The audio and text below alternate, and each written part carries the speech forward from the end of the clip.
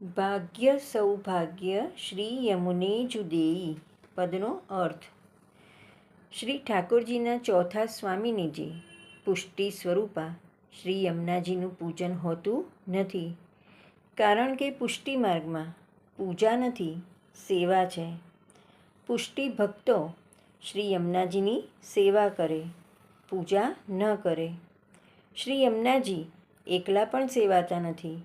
તેમનું સેવન હંમેશા શ્રી ઠાકોરજીની સાથે યુગલ સ્વરૂપે જ થાય છે.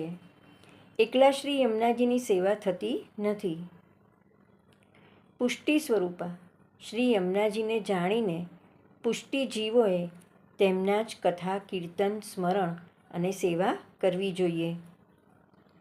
એમ કરવાથી પુષ્ટિ પ્રભુ શ્રી ગિરધરલાલ અવશ્ય મળે છે. પ્રિયતમ પ્રભુ કેવળ શુદ્ધ પ્રેમથી જ મળે છે, પરંતુ આ કેવળ શુદ્ધ પ્રેમનું દાન કરનારા શ્રી યમુનાજી છે. શ્રી યમુનાજી વિના જીવને કેવળ શુદ્ધ પ્રેમ પ્રાપ્ત થતો નથી. શ્રી યમુનાજીના અલૌકિક પુષ્ટિ સ્વરૂપને કેવળ ભગવદીઓ જ જાણે છે. અષ્ટછાપ ભગવદીઓ અને અન્ય ભગવદીઓએ શ્રી યમુનાજીના અલૌકિક સ્વરૂપને જાણીને તેમનું ગુણગાન કર્યું છે.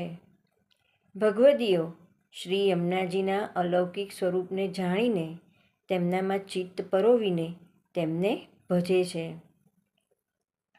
નંદદાસજી કહે છે કે શ્રી મહાપ્રભુજીના હૃદયમાં શ્રી ઠાકોરજી બિરાજે છે. શ્રી ઠાકોરજી મહાપ્રભુજીને વશ છે, જેમ શ્રી ઠાકોરજી શ્રી યમુનાજીને વશ છે. પૃથ્વી ઉપર શ્રી મહાપ્રભુજીની કૃપા થાય તો શ્રી યમુનાજીની કૃપા થાય, અને શ્રી યમુનાજીની કૃપા થતાં શ્રી ઠાકોરજી પ્રાપ્ત થાય.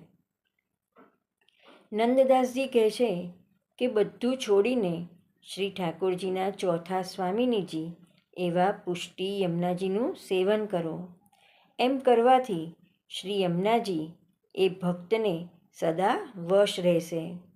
તે ભક્તની સર્વ અલૌકિક મનોકામનાઓ શ્રી યમુનાજી પૂરી કરે છે.